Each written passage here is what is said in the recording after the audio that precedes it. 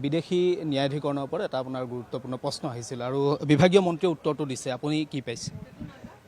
political and home ডিপাৰ্টমেণ্টে ইয়াৰ প্ৰশ্নৰ উত্তৰখিনি মই পাইছোঁ 2026লৈ কিমান বিদেশী চিনাক্ত হ'ল ট্ৰিব্যুনেলত কিমান বিদেশী চিনাক্ত হয় বাংলাদেশলৈকে ডিছপ'জ হ'ল আৰু কিমান বিদেশী এতিয়া আমি চিনাক্ত হোৱাৰ পিছত তেওঁলোকৰ ওপৰত ব্যৱস্থা কৰিলোঁ এনেকৈ মই প্ৰশ্ন কেইটামান ৰাখিছিলোঁ প্ৰশ্নৰ উত্তৰ মই অকণমান আগতে বিধানসভাত পাইছোঁ মই অকণমান পঢ়িব লাগিব আৰু আমি ভাবোঁ যে প্ৰত্যেক জিলাতে এইবিলাক ইনস্পায়াৰ মানে খুব চেঞ্চিটিভ জিলা বৰপেটা দৰং বা আমাৰ নামনি অসমত কিছুমান জিলা আছে ধুবুৰী এইবিলাকত এই বিদেশী চিনাক্তকৰণৰ যিবিলাক ব্যৱস্থা প্ৰক্ৰিয়াটোত আমি অলপ সৰব হোৱাটো বিচাৰিছোঁ আৰু অসম চৰকাৰে খুব উন্নত মানদণ্ডৰে খুব তীক্ষ্ণ নজৰেৰে যাৰ নেতৃত্ব ডক্টৰ হিমন্ত বিশ্ব শৰ্মা ডাঙৰীয়াই নিজেই দিছে খুব তীক্ষ্ণ নজৰ ৰাখিছে আৰু আমিও বিচাৰিছোঁ বিদেশী চিনাক্তকৰণ আৰু বিদেশী বহিষ্কৰণ তে মই ভাবোঁ এইখন অকণমান অধ্যয়ন কৰি নিশ্চয় ইয়াৰ ওপৰত যদি মোৰ কিবা প্ৰশ্ন থাকে মই নিশ্চয় এইবাৰ ষ্টাৰ্ট প্ৰশ্ন মই ৰাখিম আৰু মই বিচাৰিছোঁ ইয়াৰ ওপৰত প্ৰত্যেকজন বিধায়কে ট্ৰিব্যুনেলৰ ওপৰত অকণমান গুৰুত্ব ল'ব লাগে কাৰণ বিদেশী চিনাক্তকৰণৰ ব্যৱস্থাটো আজি আমি সুদীৰ্ঘ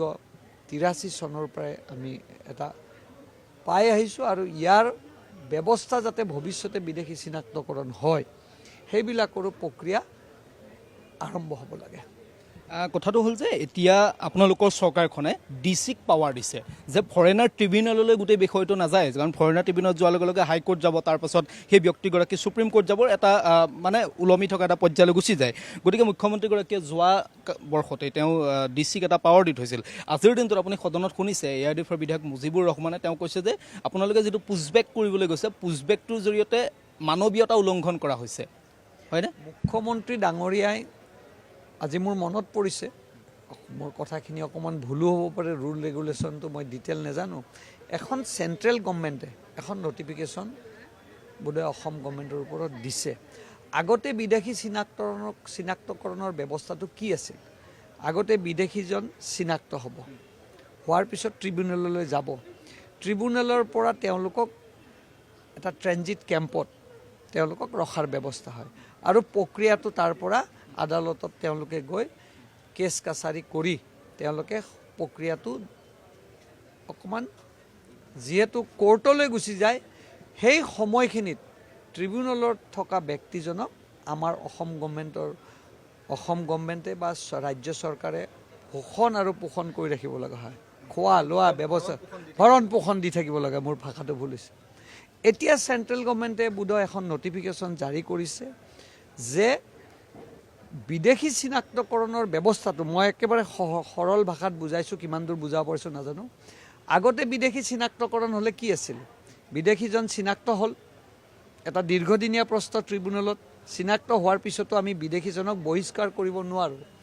চেণ্ট্ৰেল গভৰ্ণমেণ্টক আমি লিখিব লাগিব মিনিষ্ট্ৰী অফ হোমক বা HFA মানে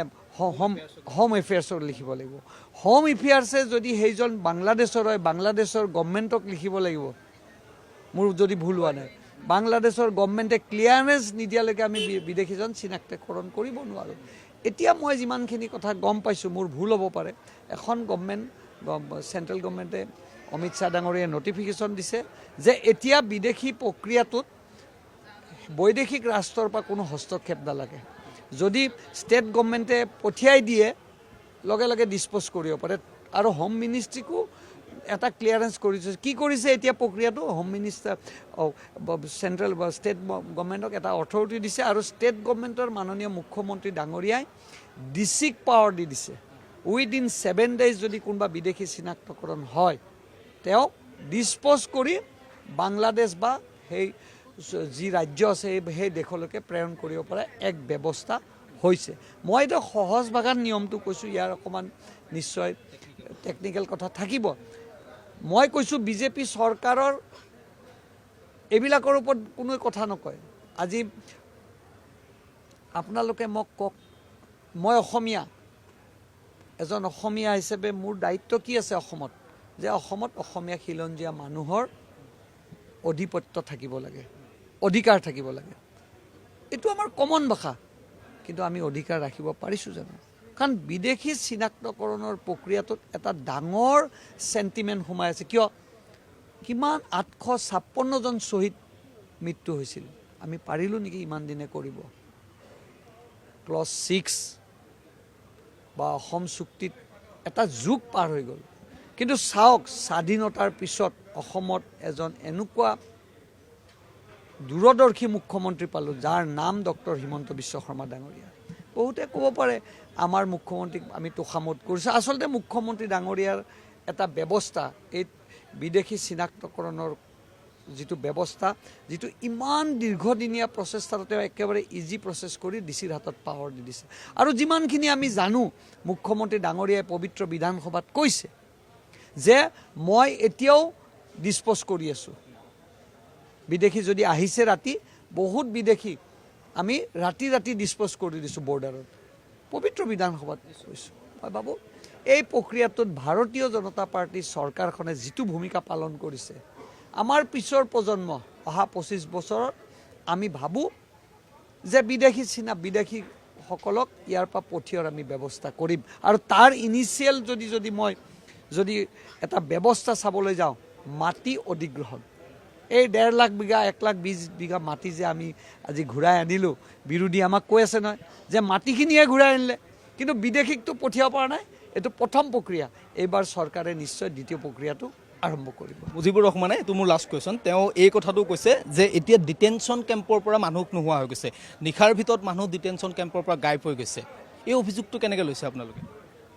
তেওঁ কৈছে ডিটেনশ্যন কেম্পৰ পৰা নোহোৱা হৈছে মই কৈছোঁ আপোনালোক এছকণ্ডিং হৈছে এতিয়া কোনে উত্তৰ দিব মুখ্যমন্ত্ৰীয়ে ইতিমধ্যে কৈ থৈছে কাৰণ পুছবেক চলি আছে আৰু পুছবেক চলিবই সেই কথা কৈ থোৱা আছে সেইটোৱে কৈছোঁ তেওঁৰ যুক্তিটো কৈছোঁ কিজানি আপোনালোকে ভৰণ পোষণ ৰাখিছে কাৰণ আপোনালোকৰ ক'ব নাপায় আলাউদ্দিন আহমেদ আলাউদ্দিন খান একে নামত 20টা নাম থাকে আমি কেনেকৈ চিনি পাম মই এই বংগীয় মুছলমানসকলতে ইমান আপোনালোকে দাড়ি ৰাখে আমি কেনেকৈ চিনি পাম কিজানি আপোনালোকে ক'ৰবাত চেল্টাৰ দি ৰাখিছে এতিয়াতো এছকণ্ডিঙো হৈ আছে বহুত ক'ত গ'ল এছকণ্ডিংবিলাক ক'ত নোহোৱা হ'ল পুলিচ প্ৰশাসনেতো ইমান এজন বিদেশীৰ পিছে পিছে লাগি থাকিব নোৱাৰে মানে এইটো প্ৰশ্ন মুজিবুৰ ৰহমানলৈ আপোনাৰ মুজিবুৰ ৰহমানলৈ প্ৰশ্ন যে ইয়াৰ ভৰণ পোষণ আজি পবিত্ৰ বিধানসভাত আপুনি কৈছে মই ধৰ্মৰ নামত শপত লৈছোঁ মই গণতন্ত্ৰক মই বিশ্বাস কৰোঁ যদি গণতন্ত্ৰৰ প্ৰতি আপোনাৰ বিশ্বাস আছে যদি এজন আপুনি ভাৰতীয় হয় আপুনি কিয় মুছলমানৰ সেই বংগীয় মুছলমানৰ সপক্ষে আজি পবিত্ৰ বিধানসভাত ৰাখিছে আপুনি ৰাখিব লাগিছিল যে ইয়াততো দাস কেওট কোচ ৰামচিয়াৰী তেওঁলোকোতো বিদেশী চিনাক্তকৰণৰ লিষ্টত পৰি আছে নাই জানো মই ট্ৰাইবেল মানুহৰ নাম দি দিম ট্ৰিবিউনেলত তেওঁলোকৰ কেছ চলি আছে মই আদিবাসী মানুহৰ নাম দিম মই বেংগলী মানুহৰ নাম দিম কিয় আপুনি এটা জনগোষ্ঠীৰ কথা ক'লে কিয় আপুনি গোটেই জনগোষ্ঠীৰ কথাখিনি নক'লে আপোনালোকে সদায় এটা জনগোষ্ঠীৰ প্ৰতি আপোনালোকৰ মৰম আৰু সেইটোৱে হ'ল মিয়া জনগোষ্ঠী আৰু এইটোত আমি তীব্ৰ বিৰোধিতা কৰিম যেতিয়ালৈকে নিজৰ গাত এটোপাল তেজ থাকিব আৰু পবিত্ৰ বিধানসভাত মই প্ৰতিনিধিত্ব কৰিব পাৰিম সদায় এইটোৰ বিৰুদ্ধে মাত মাতি যাম আৰু বিদেশী চিনাক্তকৰণ কৰি বিদেশী বহিষ্কাৰৰ প্ৰক্ৰিয়াত মুখ্যমন্ত্ৰী ডাঙৰীয়াই প্ৰথম ষ্টেপটোত তেওঁ সফল হৈছে এই 5 বছৰৰ নেক্সট ষ্টেপ আপোনালোকে দেখিবলৈ পাব আপুনি বিচৰা বাতৰি পাব কেৱল নিউজ 18 এপত নিউজ 18 এপ ডাউনলোড কৰিবলৈ স্কেন কৰক এই QR কোড গুগল প্লে ষ্টৰতো পাব এই নিউজ 18 এপ